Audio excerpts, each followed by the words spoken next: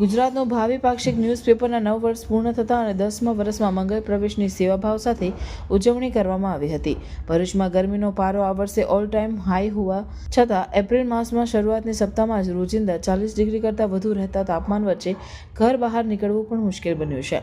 તેવામાં કામકાજ અર્થે લોકોએ ના છૂટકે બહાર નીકળવું પડે છે. ત્યારે ગરમીમાં રાહત આપતા પીણા અને સ્વાસ્થ્ય માટે પણ લાભદાયક એવી ઠંડી છાશનું વિતરણ કરવામાં આવ્યું હતું.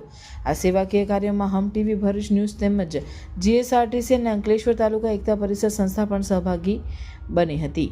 અંગ દઝાડતી ગરમી વચ્ચે અસંખ્ય લોકોએ ઠંડી છાશનો લાભ લઈ વિતરણકર્તાઓનો આભાર માન્યો હતો.